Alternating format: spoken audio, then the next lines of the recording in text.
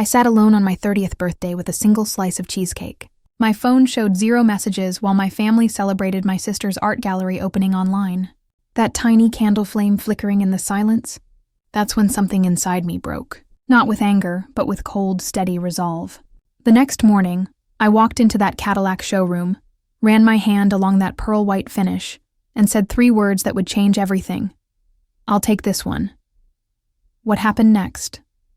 Well, let's just say my family noticed me for the first time in 30 years. If you believe in karma, hit that like button and subscribe. The air in my loft was thick and still, heavy with the weight of the late summer Austin heat that pressed against the windows like a physical presence. Outside, the sky was a deep, burnished orange, bleeding into a bruised purple as dusk settled over the city. Inside, the only sound was the low, rhythmic hum of the ceiling fan, its blades cutting through the stagnant air in a futile attempt to offer relief. On the counter before me sat a single slice of cheesecake, a sad little monument on a plain white plate. It was my 30th birthday. My name is Talia Monroe, and I was celebrating alone. My phone lay beside the plate, its screen dark and silent. No calls, no messages, not even a generic lazy emoji in the family group chat we ironically called the Monroe cluster. The silence was a familiar guest. It had been there for my 16th birthday, the one they'd missed because they'd flown to New York to surprise Isla after she won a regional art competition.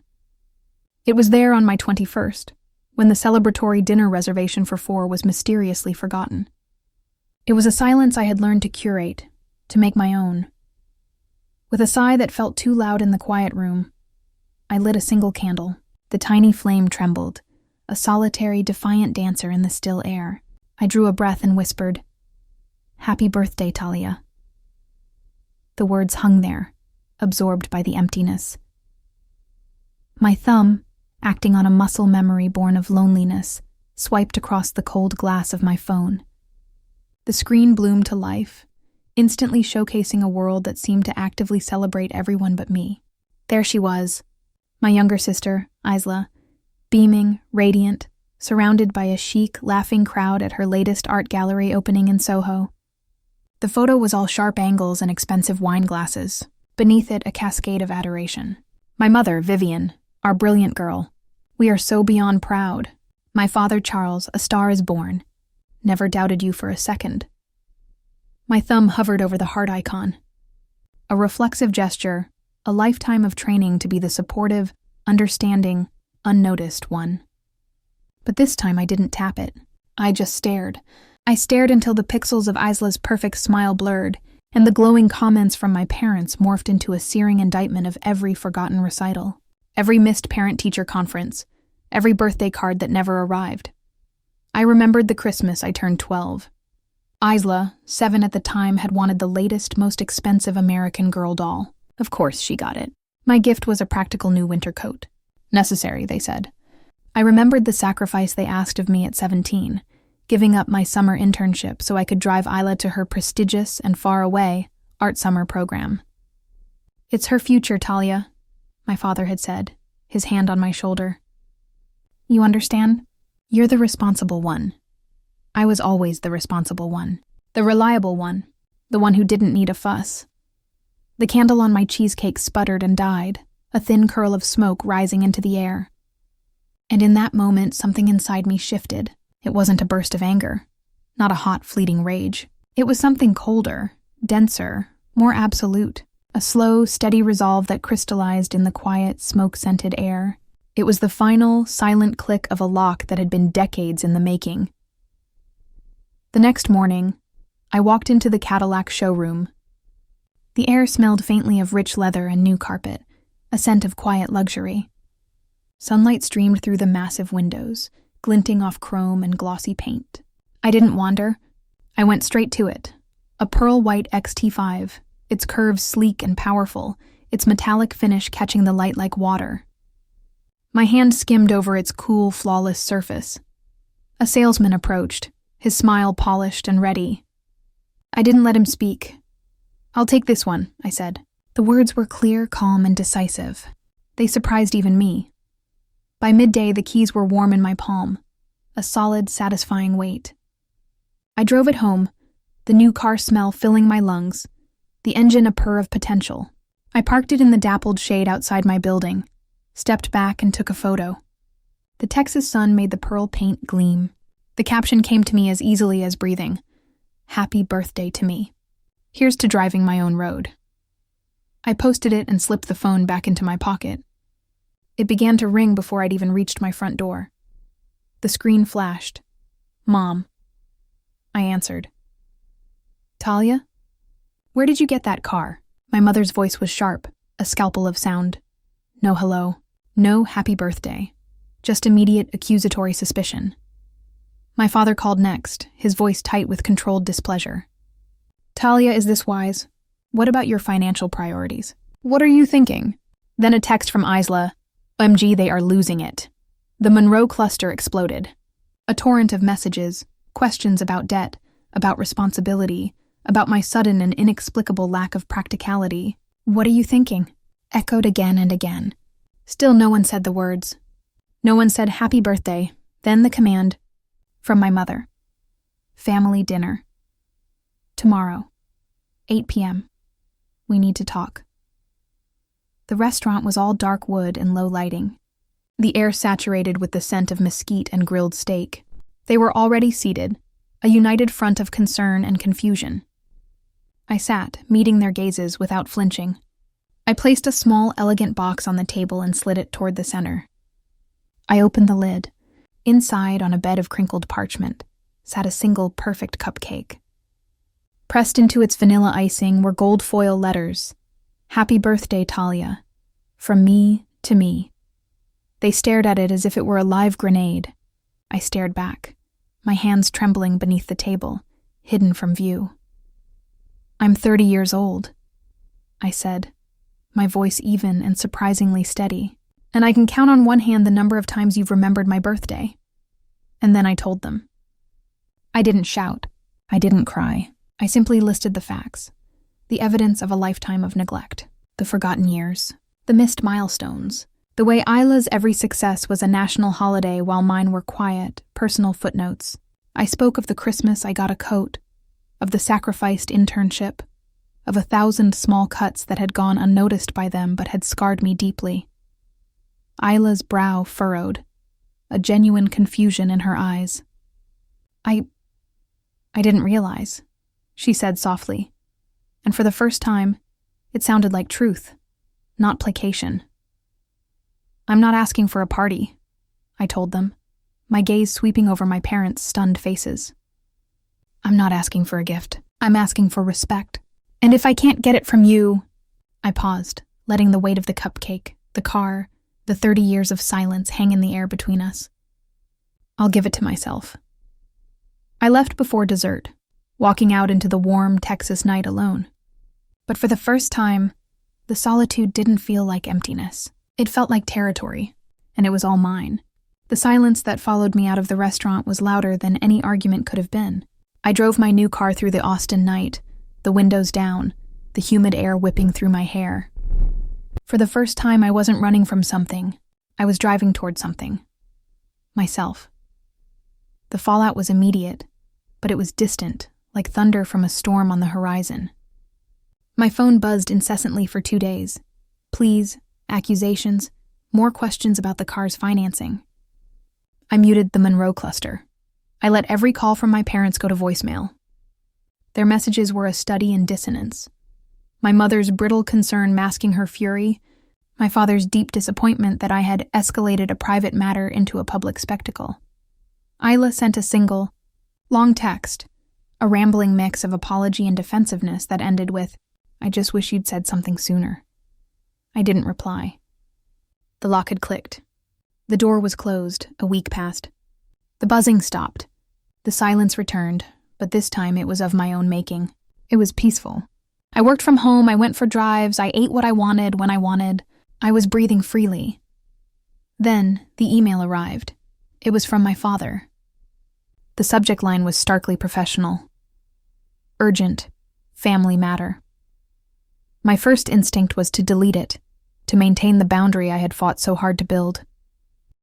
But a colder curiosity won. I opened it. Talia, your mother and I need to speak with you. It's regarding Isla. She has been offered a once-in-a-lifetime opportunity, a solo exhibition at a major gallery in Chelsea. This is everything she's worked for. However, the gallery requires a significant financial commitment for marketing and promotion up front, an investment we are prepared to make. As you know, liquidating assets quickly comes with a penalty. Your trust fund, which you've never touched, is the most readily available source of capital. We need you to authorize the transfer of the funds to us so we can secure this for your sister. Time is of the essence. The paperwork is attached. Please e-sign and return by 5 p.m. tomorrow. We expect you to do the right thing for this family. Dad, I read it once. Then again, a strange cold stillness settled over me, seeping into my bones. I wasn't angry. Anger was a fire, and this was the deep, lightless cold of the ocean floor. My trust fund. My grandfather's money, left for me. The one thing that was unequivocally, legally, mine. The responsible one had never dipped into it, saving it for a true emergency, for my future. For a house, for a child, for me, and they wanted to use it for Isla's glittering champagne-soaked future. I clicked open the attachment. There it was. A formal transfer authorization.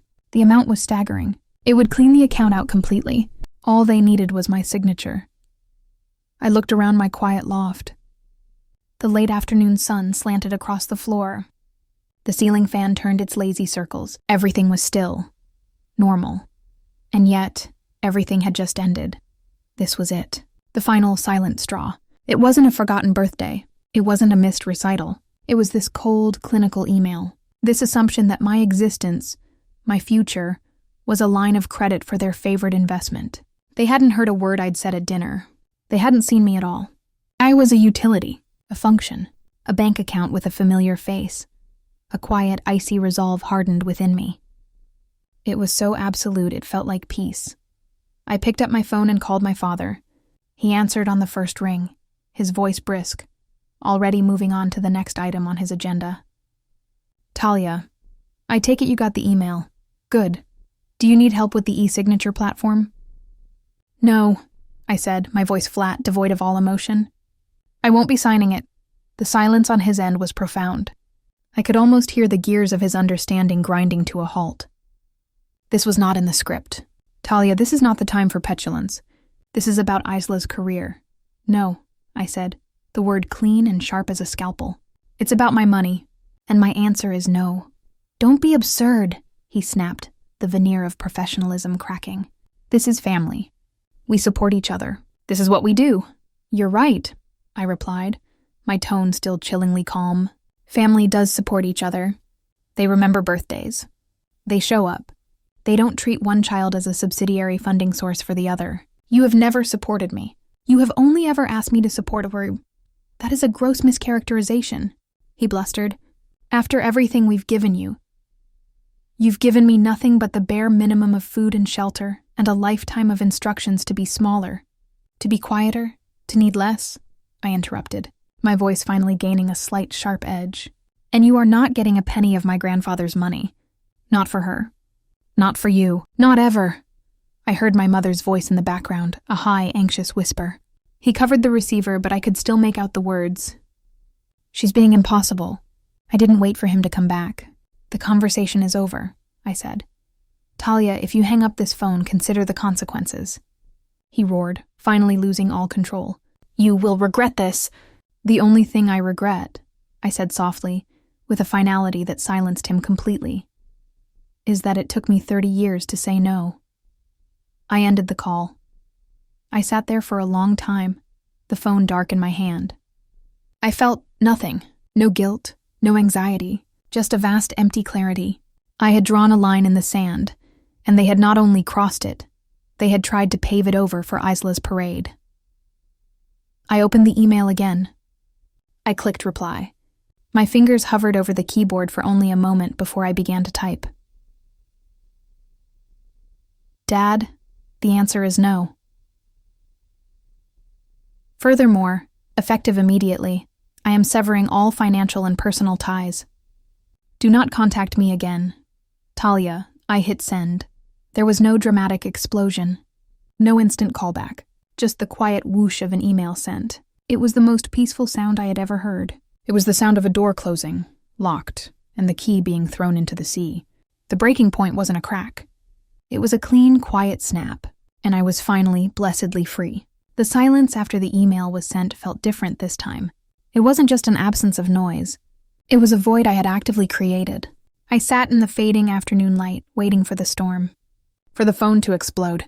For the email inbox to flood with rage. Nothing happened. An hour passed, then 2. The sun dipped below the skyline, painting my loft in deep oranges and purples. The only sound was the hum of my laptop and the distant, muffled traffic from the street below. Their silence was its own kind of message. It wasn't acceptance. It was a tactical retreat. They were regrouping, undoubtedly convinced this was just a more extreme form of my phase, a tantrum they could eventually manage and manipulate me out of. They didn't understand. The person they were trying to manage didn't exist anymore. A cold, sharp clarity had taken hold of me. Saying no was the first step, but it was a defensive move. If I truly wanted to be free, I needed to go on the offensive. I needed to be the strategist they had always trained me to be. But now, I would be playing for my own team. I stood up, walked to my kitchen, and poured a glass of water. I didn't drink it. I just held the cool glass in my hand, feeling its solidity. This was my control, this simple, quiet action in my own space. I returned to my laptop, but I didn't open my email. I opened a blank spreadsheet. I labeled it, calmly and precisely, financial severance. My father's email had been a gift. It had laid bare their entire playbook. They saw my life as a series of assets and liabilities, and I was currently a liability refusing to behave like an asset. Fine. I would speak their language one last time. I started with the obvious. The trust fund. I logged into the portal, my fingers steady on the keys. The number on the screen was indeed staggering. It was more than enough for a down payment on a house, for years of freedom, for a safety net they had never provided emotionally. I noted the amount, the account number, and the bank information. Then I navigated to the account settings. 2-factor authentication. On. Security questions. Updated.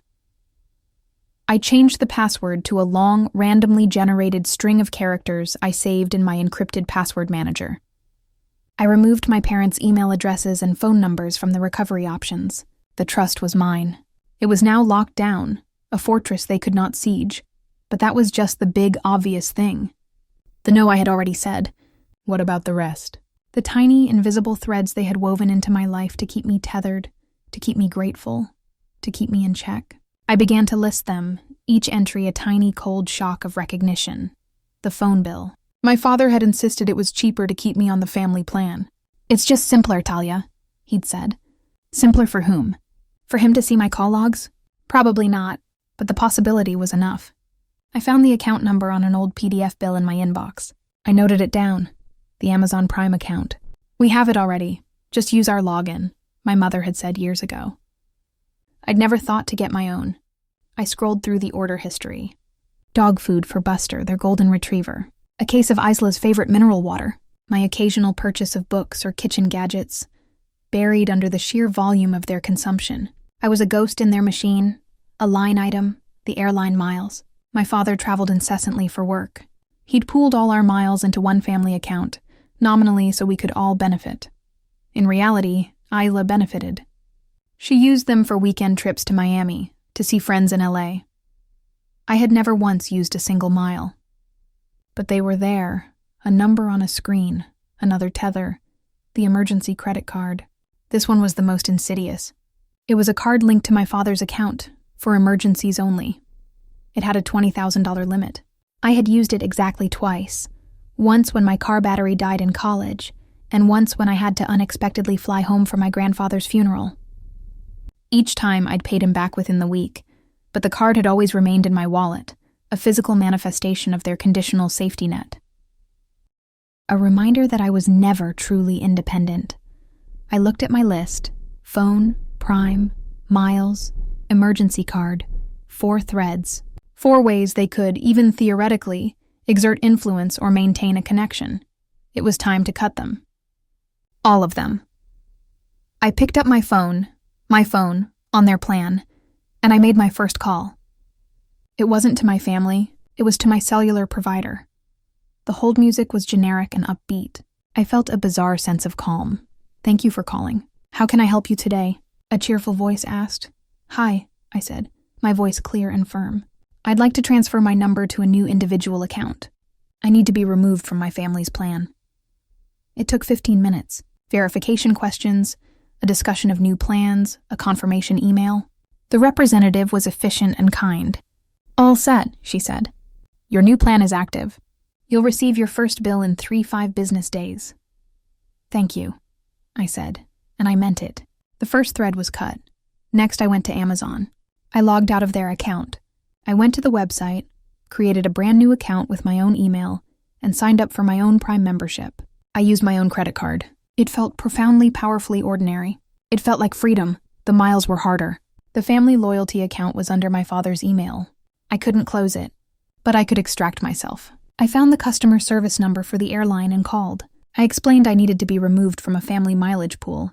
The agent put me on hold for a long time. "Ma'am, I can disassociate your frequent flyer number from the pool," he said finally. "But any miles currently in the pool will remain there. They cannot be transferred back to your individual account." "That's fine," I said. I didn't care about the miles. I cared about the separation. "Please remove me." "Done," he said. Thread 3, cut. The last thing was the credit card. I took it out of my wallet. It was a sleek black piece of plastic. I hadn't used it in years. I opened my banking app, found the pay bill function for my father's account, and paid off the balance. A perfect round zero. I confirmed the payment, then I called the number on the back of the card. "I'd like to close this account," I said to the customer service rep. "May I ask why?" she asked, her tone routine. "I no longer require a supplementary card," I said, the corporate language feeling like a shield.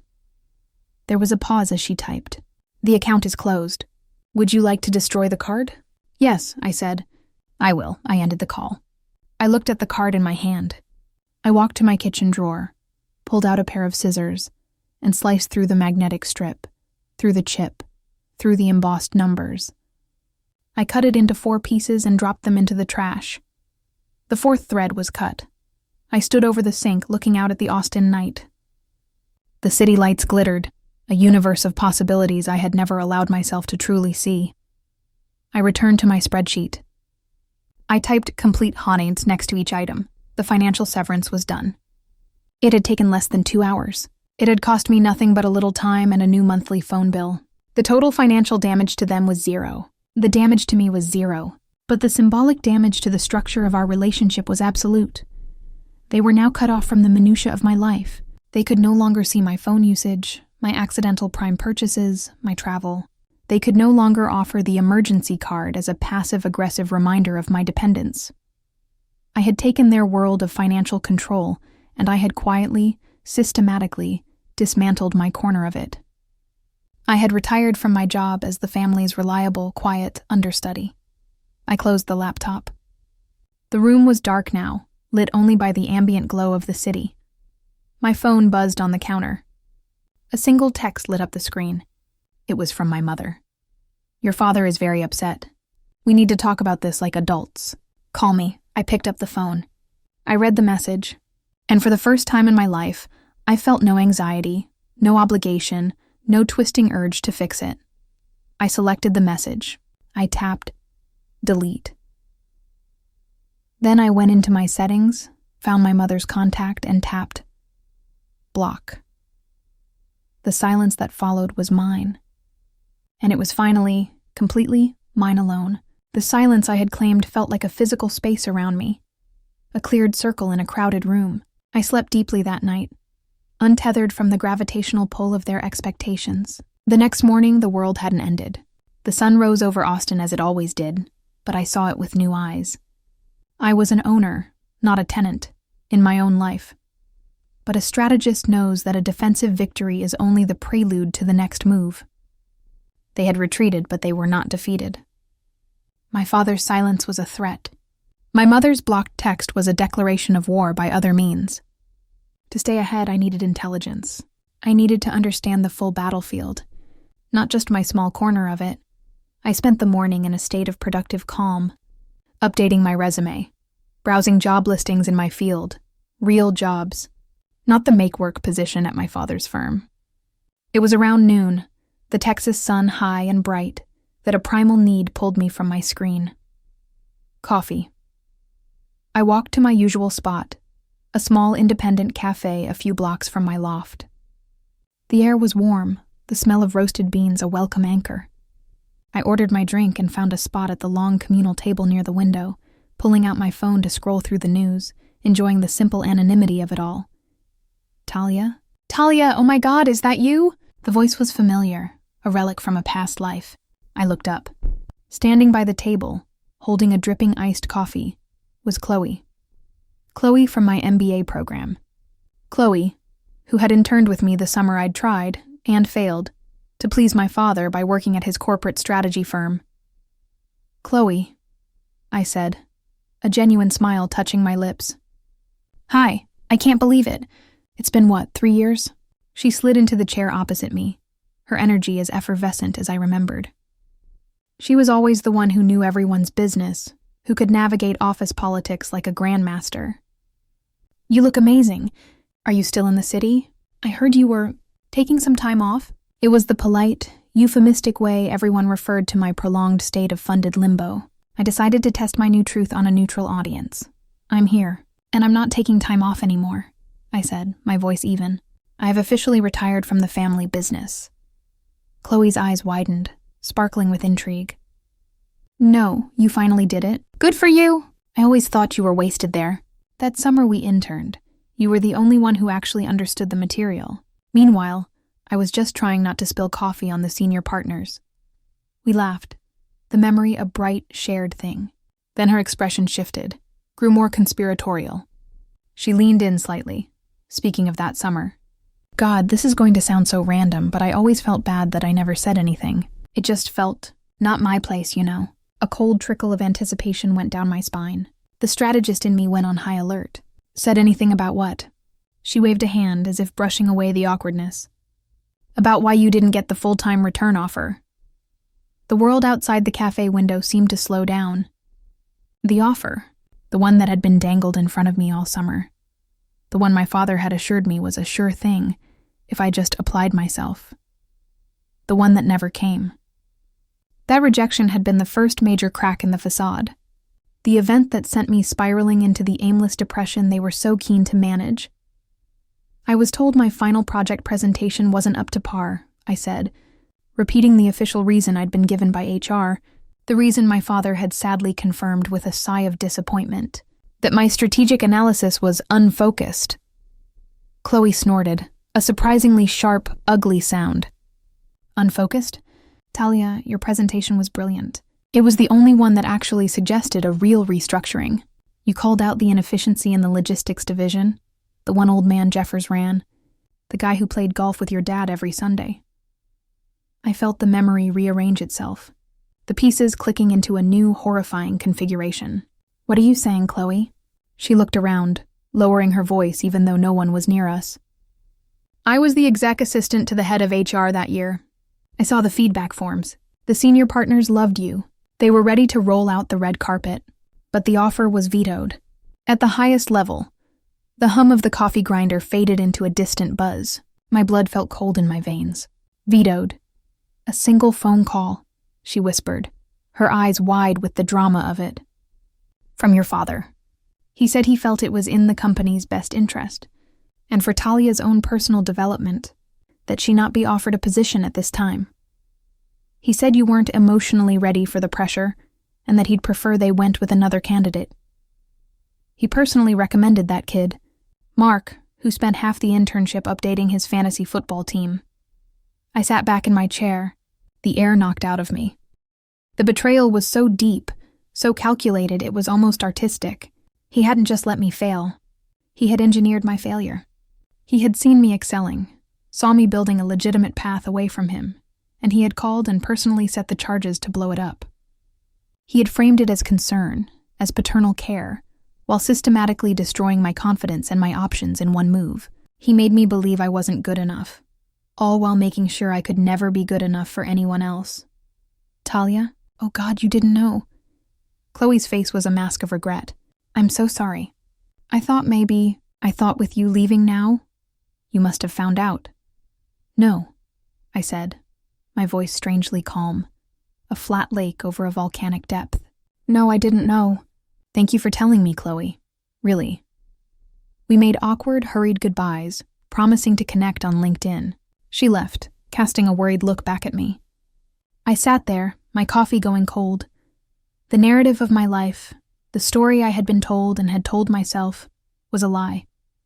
My failure wasn't a result of my inadequacy. It was a meticulously planned outcome. My subsequent phase wasn't a natural reaction. It was a cage he had built, and then blamed me for living in. The cold, sharp clarity I'd felt the night before hardened into something else. A diamond-edged rage. This wasn't just about control. It was about sabotage. He hadn't just wanted me under his thumb. He had wanted to ensure there was no other place for me to go. I walked home, my mind racing. If he did this once, he would have done it again. The strategist they trained needed a new mission. Financial severance was just the opening gambit. I needed the full map of his campaign against me. Back in the loft, I didn't open a job search site. I opened a new blank document. I titled it, Operation Blacklight. I started with what I knew for certain, the vetoed job offer, summer 3 years ago. I noted the names, the HR head, the senior partners, Old Man Jeffers from the logistics division. This was a fixed point, a fact. Then I began to list every other rejection, every closed door, every promising opportunity that had mysteriously evaporated over the last few years. The startup I was excited to join that suddenly lost its funding. Funding I later heard was contingent on a silent partner's approval. A partner whose name I never knew. The headhunter who had pursued me aggressively for a role in Denver, then ghosted me after a background conversation that supposedly included a personal reference. The freelance consulting gig with a major firm that was abruptly canceled before the contract was signed, with a vague mention of a conflict of interest. I had blamed the market. I had blamed bad luck. I had blamed myself. Now a new terrifying pattern emerged. Every time I got close to something real, something independent, something that had my name on it and not his, a shadow fell across it, and it died. I needed proof. I needed data. I found the old email from the headhunter. I didn't ask if my father was the reference. That would be too direct. Instead, I wrote a polite professional email, saying I was conducting a review of my career outreach, and was curious if she could share any general feedback from that time that led to the role no longer being a fit. I dug up the name of the contact at the startup. I found him on LinkedIn. He was now a VP at a much larger tech company. I crafted a message, vague but intriguing. Hi Ben, Talia here. We spoke a few years back about the analyst role at Vegatech. I'm doing some research into investment decision-making from that period, and was curious if you ever identified why that last round of funding fell through. No worries if not. I was no longer just cutting threads. I was following them back to the source. I was shining a blacklight on the past, revealing the invisible stains of his manipulation. Each email I sent was a probe into the darkness, a question designed to elicit a truth without revealing my own hand. The silence from my family was no longer peaceful. It was the silence of the other side fortifying their position, but I was no longer on the defensive. I was gathering my intelligence, and for the first time, I began to understand the true nature of the enemy I was facing. It wasn't just a disapproving father. It was a master strategist who had been waging a secret war against my independence for years, and I was only now discovering the bodies of my ambitions he'd buried along the way. The document grew, a sprawling map of my own subjugation. Each line item was a tombstone. Operation Blacklight was no longer a hypothesis. It was a forensic audit of my own life, and the evidence was damning. The first reply came not from the headhunter or the startup founder, but from an unexpected quarter. It was an automated LinkedIn notification. Ben Jacobs has accepted your connection request. My heart thumped a single hard beat against my ribs. A moment later, a message bubble appeared. Ben Jacobs. Talia, wow, blast from the past. Vegatech. That was a shame. Actually, your timing is wild. I was just at a conference with the guy who was supposed to be our lead investor. He mentioned your father's firm in passing. Small world, the strategist in me went preternaturally still. This was it. The thread, me. Really? That is a coincidence. I hope it was for good reasons. The typing bubbles appeared, lingered, disappeared, then appeared again. He was choosing his words. Ben Jacobs. Honestly, it was a cautionary tale he told over drinks about how sometimes silent partners aren't so silent. Said our lead investor got a call from a major player, your dad, strongly advising against the deal. Not on the merits, but citing instability in the founding team structure. Specifically name-dropped you as a potential liability due to personal issues. Investor got cold feet, the whole round collapsed. We never stood a chance. I always wondered what that was about. The words potential liability burned on the screen. He hadn't just vetoed me at his company. He had poisoned the well elsewhere. He had actively told people I was unstable, unreliable, a broken thing. He wasn't just keeping me close. He was making sure no one else would ever want me. Me, I see. Thank you for the honesty, Ben. It explains a lot. Ben Jacobs. Yeah, well, sorry you got caught in the crossfire. For what it's worth, the instability he cited seemed to be that you had your own ideas, which, in my book, is a good thing. I closed the chat. The cold, diamond-edged rage now had a target. It wasn't just diffuse anger. It was a laser. My father hadn't just been protecting his ego. He'd been actively libeling me to the professional community. This wasn't just family drama. This was slander. This was tortious interference. The headhunter's email arrived an hour later. It was professionally courteous but pointed. Upon reviewing my notes from that period, the background conversation referenced was with a personal reference who expressed significant concerns about your ability to handle high-pressure environments due to undisclosed personal matters. We are ethically bound to take such feedback from a credible source seriously. She didn't name him. She didn't have to. The proof was now undeniable. I had a pattern. I had witnesses. I had a case. But a legal case would be slow, expensive, and private. It would be a battle fought in soundproofed rooms, exactly where he was strongest. He would bury it in motions, countersuits, and confidentiality agreements. He would win by outlasting me. I needed something faster. I needed something public. I needed to shift the battlefield from the courtroom to the court of public opinion, our shared social world where his reputation was his most prized asset. The strategist. They trained knew that to defeat an enemy who relies on control, you must first demonstrate that you control the narrative. I opened a new tab, not a legal database, our country club's member directory.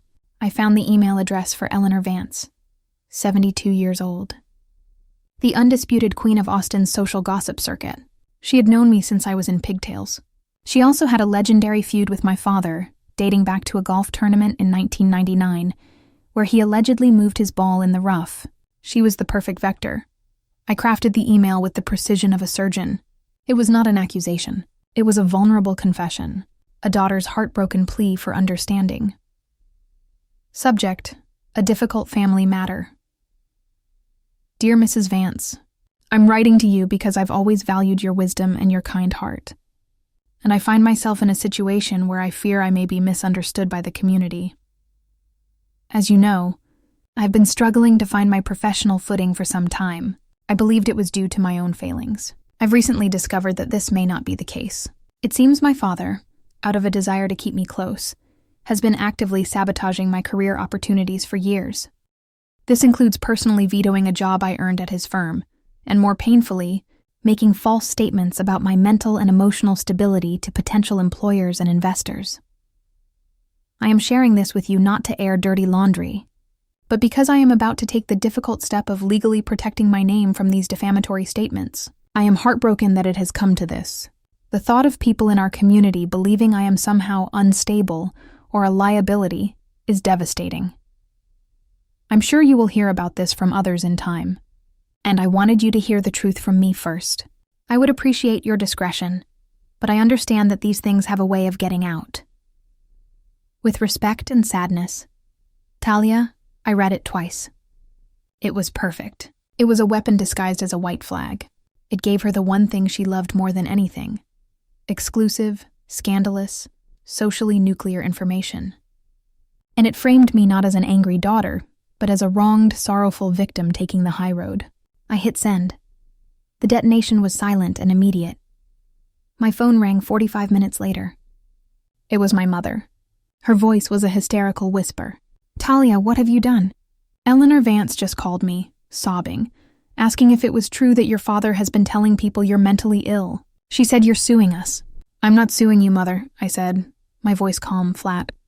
"The lake over the volcano. I am exploring a defamation suit against Father for the specific false statements he made to Ben Jacobs at Vegatech and to the headhunter from Kinsey Powell. That's a matter of public record once it's filed.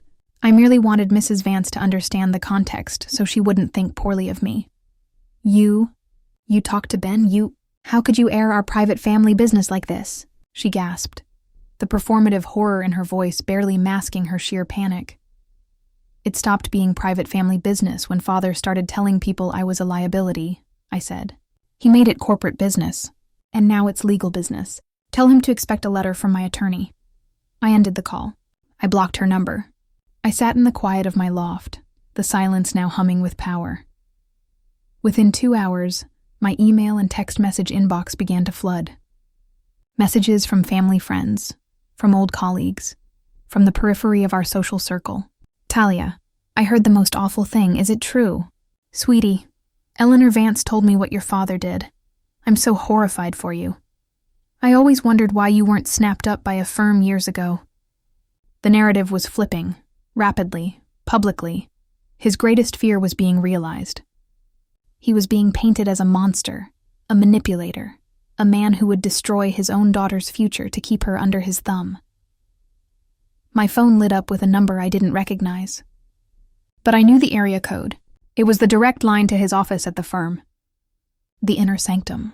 I let it ring 4 times. "The strategist knows the value of making the enemy wait," I answered. Talia speaking. The silence on the other end was absolute. I could picture him, seated in his expensive leather chair, the skyline of Austin behind him, his empire suddenly looking very, very small. I could almost hear the calculations crashing behind his teeth. When he finally spoke, his voice was stripped of all its paternal warmth, all its performative authority. It was raw, cold, and utterly exposed.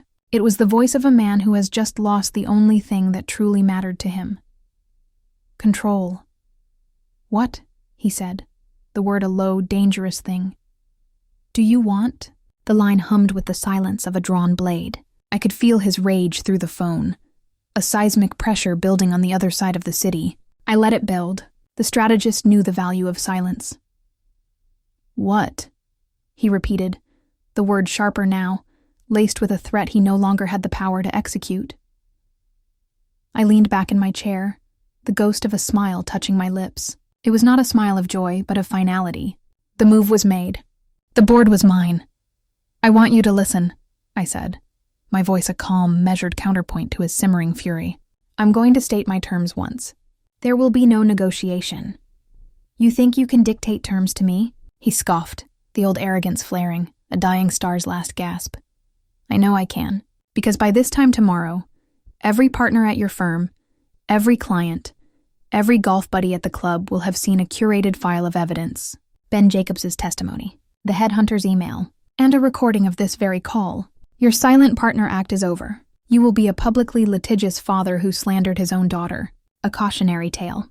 The instability won't be mine, it will be yours." The silence returned, deeper this time. I had heard the sound of a man's reputation cracking before. This was it. "Your terms," he said, the words ground out like glass. "1," I began, ticking them off on my fingers he couldn't see. "You will immediately transfer to me the full trust fund my grandmother left me. The one you've been managing and skimming from for a decade? I've already had my accountant draft the forms. You will sign them." A sharp intake of breath. He thought that was his secret. His little crime. 2, I continued relentless. You will submit a formal written letter of recommendation to the venture capital firm of Mason and Crest. It will be glowing. It will cite my innovation, my resilience, and my impeccable strategic mind. You will call the managing partner and personally urge him to create a head of strategy position for me. And you will ensure I get it. Or what? he hissed, "or the file gets sent. And I also forward the forensic audit of the trust fund to the IRS. This isn't just about reputation, Father. It's about liberty." The line went so quiet I thought he'd hung up. Then, a sound I had never heard from him in my entire life. A low, broken sigh. "The sound of absolute defeat, is that all?" He whispered. "No. 3. You will tell Mother it's over. The campaign of whispers, the guilt, the constant surveillance. She is to cease all contact with me unless I initiate it. And you will never speak to me again. You are dead to me. The only evidence you were ever my father is the DNA you gave me and the lessons in ruthlessness you taught me. I am putting both to better use than you ever did." I didn't wait for a response. "The documents will be couriered to your office within the hour." I ended the call. I sat there for a long time, watching the sunset paint the Austin skyline in hues of orange and violet. The volcano within me was still. The lake was placid, deep and still, and finally my own. 1 year later. The view from my corner office was different. Not as high as his was, but the light was better. It looked out over the Colorado River, not the sterile towers of power. My title, etched on the glass door, read, "Talia Vance, Head of Strategy." Mason and Crest had been hesitant at first, until my father's letter arrived, followed by his obsequious phone call. They created the position. Within 6 months, I had restructured their investment portfolio, identifying 2 startups that became unicorns. My reputation, once a thing he broke, was now my greatest asset. I built it myself. I heard about them, of course. The gossip circuit Eleanor Vance still ruled had new fodder. My father had taken an early retirement from the firm he built. The pressure, they said. The stress. There were whispers about financial irregularities, a rushed audit that was kept very quiet. He and my mother were seen less and less. Their world had shrunk to the size of their living room. My phone buzzed. A text from Ben Jacobs. "Drinks next week? I've got a new idea. You're going to want in on this one." I smiled. We'd partnered on 2 projects already. His ideas were good. My strategy was better. I closed my laptop for the day. The silence in my loft was no longer a cage. It was a sanctuary. I poured a glass of wine and walked out onto the balcony. The city lights were beginning to twinkle below, a galaxy of possibilities I had been locked away from. The rage was gone. In its place was a quiet, steady certainty. He had tried to make me a ghost in his narrative, a footnote in his story. But I had taken the pen myself. I had not just escaped his story. I had rewritten mine. The page was blank, and it was finally blessedly my own. If this story gave you chills, smash that like button, and subscribe for more stories like this.